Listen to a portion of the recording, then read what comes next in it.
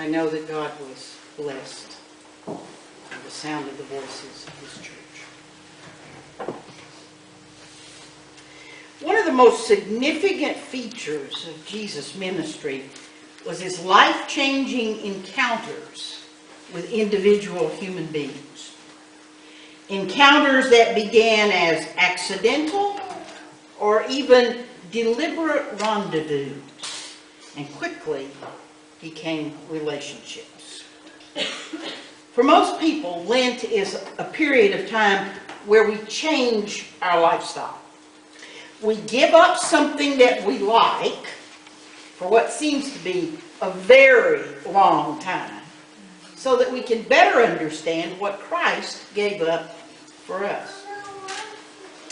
Lent is about changing our lives, but it isn't about short-term change. It's about long-term changes that transform us and those around us. Now, the world is in a warp drive of change. The cell phone that's in your pocket or purse this morning has 1 gigahertz of processing power. By the year 2020, that's 6 years from now, it will have 10. It has 16 gigabytes of memory for all those apps and pictures and music and games, and of course Facebook. But by 2020, that number will be 1 terabyte in your pocket. That's 1,000 times its present size. The first commercial text was sent in 1992. Now, in one day, the number of texts exceed the entire population of the planet. We're a talkative bunch. The amount of unique information generated this year alone will surpass all the knowledge generated in the last 5,000 years. And in just a few years, we will no longer be watching Blu-ray. We'll have Lady Gaga and Justin Bieber and whoever the current one is in our homes via holograms. We live in exponential times. And we've become so used to change that it's passé. So we need to be careful that the spiritual changes that we embrace are not superficial changes, but they are the Jesus encounter that guides our future and affects all of life. Now last week, Connie took us with the encounter with Nicodemus. This week, we join Jesus in Samaria, where he's about to meet a woman. The longest conversation recorded in the Bible is the dialogue between Jesus and this woman. After their meeting, his life, the life of the town, her life, and perhaps much of Samaria would never be exactly the same. His meeting with her is full of barriers and curious misunderstandings. But 3 things emerge that summarize the changes in a person transformed by an encounter with Jesus. And those 3 things are radical inclusivity, focused worship, and fearless evangelism. Now, in our text, Jesus decides to leave Judea and go back to Galilee. Maybe a little geography lesson would help us, so use your imagination. Judea is in the southern half of Palestine. Galilee is in the northern half. The area that lies in between those 2 segments is known as Samaria. To the east is the Jordan River, connecting the Sea of Galilee in the north and the Dead Sea in the south. And although the road straight up through Samaria was the quickest route from Jerusalem to Galilee, pious Jews wouldn't travel that road. They took the long route across the Jordan River, up through Jordan, back across to Galilee.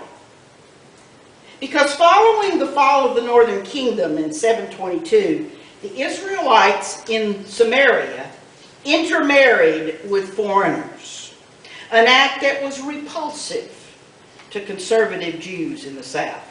And not only were the Samaritans physically tainted, but their faith also differed from the pious Jews. Actually, they weren't welcome in the temple, so they created their own places of worship. Sound familiar? Association with Samaritans was the equivalent of eating pork. It was reprehensible and an abomination. But Jesus and his disciples arrive at the well of Samaria.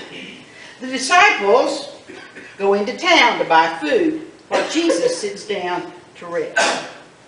A woman from the nearby town comes to draw water, and Jesus asks her for a drink. They get into a conversation about the request, who had cups and who didn't, well water and living water, the woman's personal life, correct worship practices, and then Jesus' revelation to her that he is the Messiah.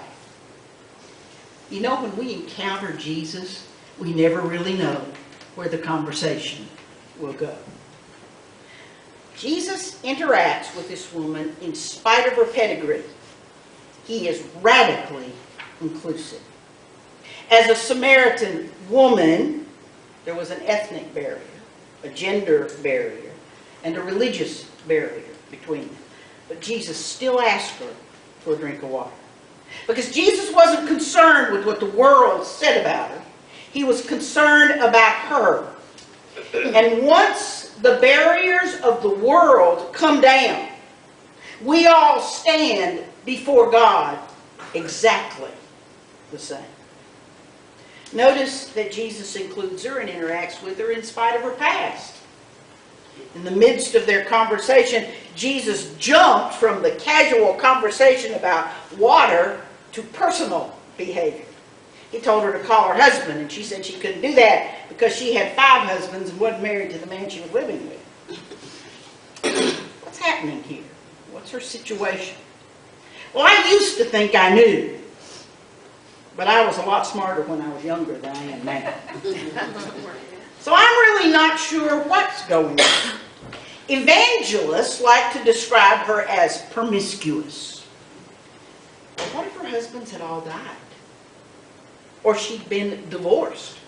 You know, women had no say in divorce proceedings and could be divorced solely because they could not have children. Imagine the pain and the isolation if that were the case. The woman's conversation with Jesus comes at noon, the hottest part of the day. Not a time when you would expect a woman to come to draw her water for the day. And the well is some distance away, not the one traditionally inside the boundaries of the village. It's likely that this woman, for whatever reason we do not know, sought to avoid other women who knew her secrets or her pain and made little effort to hide their scorn and contempt. Jesus includes her, and Jesus includes us, regardless of our past. And we then must include others. Now, Jesus not only speaks to her, he uses a term for her that would have shocked the village people. He called her woman. Now, that may not seem too shocking in English. It's not a term for scolding or contempt. It's actually a term of loving endearment. It could be translated special lady. It's the very same word that Jesus used for his mother Mary at the wedding feast in Cana, and when he spoke to her from the cross. Jesus included this woman. He listened to her. He respected her. Jesus was radically inclusive. And we are called to be radically inclusive. What transformed this woman could actually transform the world. The woman at the well was despised by her village, which was despised by the Judeans, whose ancestors had become despicable half-breeds. From generation to generation, humiliation, resentment, and violence had passed down by people who were keeping score so that they could get even. When Jesus comes and sets aside scorekeeping by this radical inclusion, everything changes. Jesus is always more concerned for people than for unloving social protocols that exclude others. And so should we. Now, rule of thumb. If you get into a conversation that is uncomfortable, change the subject. Our special lady perceives that Jesus is a rabbi. And what better subject to talk to a preacher about than religion? Sir, she says, since you're obviously a prophet, which religious teaching is right? Ours or theirs? What do we have to do? Where do we have to go to really worship God? This reply is at the heart of the human attempt at religion. It's got to be about us. What we do, where we go, and how we feel. But Jesus doesn't get frustrated with her. He simply shows her the truth. He says, look, it's not about geography. It's not even about theology. It's about relationship.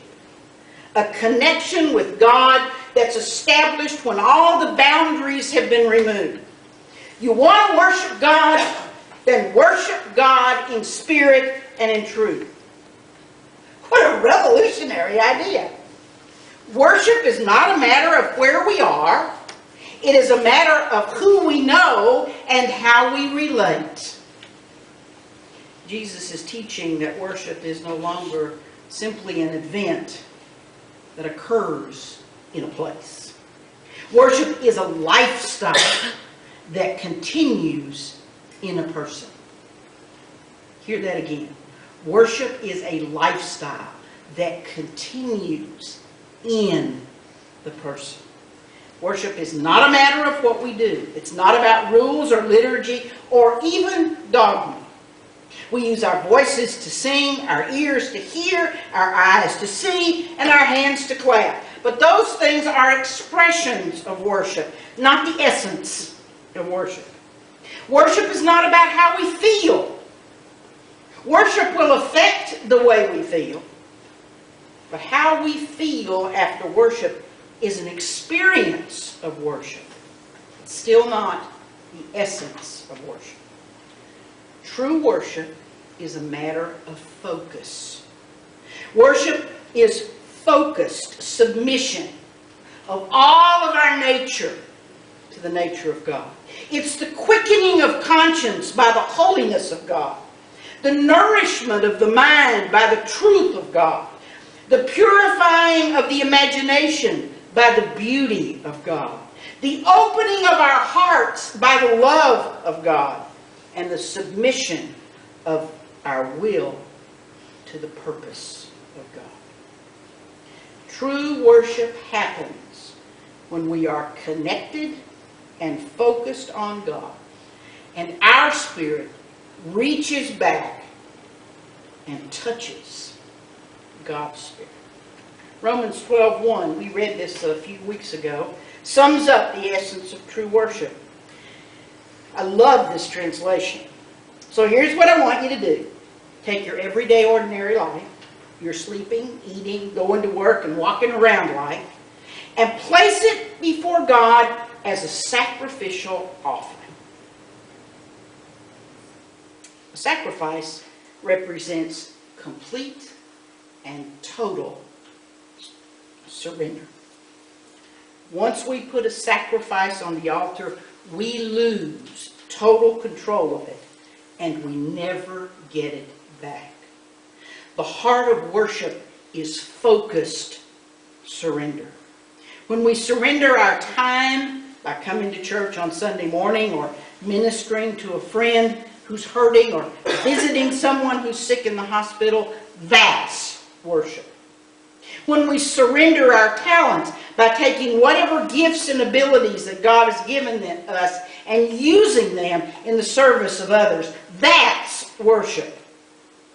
When we surrender our treasure by giving back to God financially a portion of that which has been given to us, that gift and that giving is an act of worship.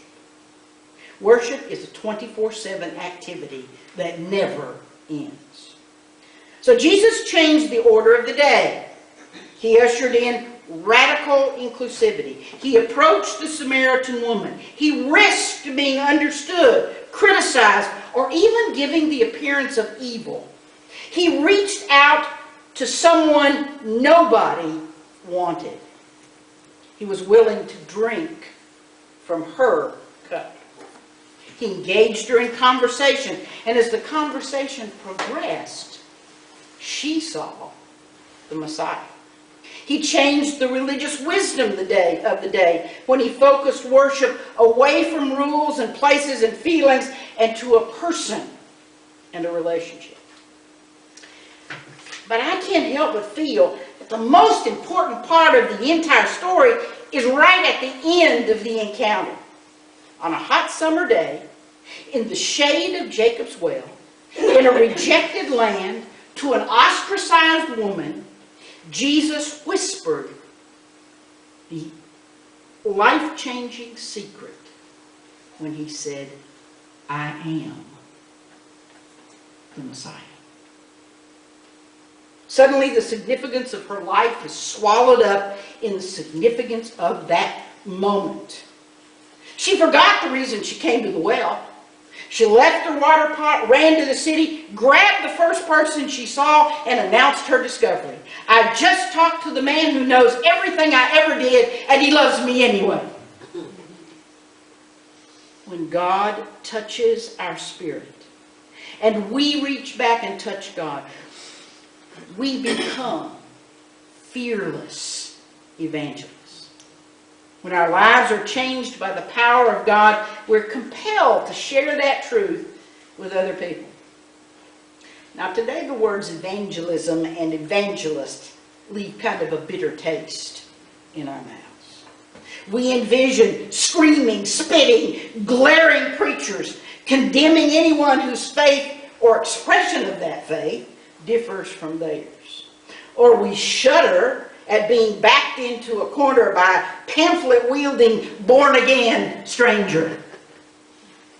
That's not what happens when we become fearless evangelists. When we encounter Jesus and his radical inclusivity, and we find ourselves immersed in focused worship, we fill our cups, and the living water just spills out all around us. The grace we have received changes us, makes us reach out, and empowers us to live. The strongest witness in the world is a life that has been changed by an encounter with Jesus. A woman from East Africa was a guest at an American seminar on evangelism. The leaders had prepared tables filled with all kinds of pamphlets and strategies and demographic studies, all aimed at reaching the unchurched in your area. At some point during the program, they asked a woman to share with them why the church was so important and so vital in her home country and how they went about evangelizing their neighbors. Now, at first she was a little bit intimidated by the crowd, but then she had this to say. "Well, we never give pamphlets to people because we never had any. We just showed people by our lives and our example what it's like to be a Christian. And when they see that for themselves, they want to be Christians too. That's the bottom line, isn't it? We just show people by our life and our example what it's like to be a Christian. And when they see for themselves, they want to become Christians too. Now, this sermon began last Monday when I began to wonder, you all may begin to wonder about me, but I began to wonder why a milking stool had 3 legs. So I Googled it, and I found that it is the only design that's stable on uneven ground. So I wondered, what 3 things might there be in this story that would make us as individuals and as a church stable on the uneven ground of life? And suddenly, there it was. The seat of the stool is the command of God to love God with all that we have and our neighbors as ourselves. And then the legs, the foundation of the command, radical inclusivity, focused worship, and fearless evangelism. Stable on unequal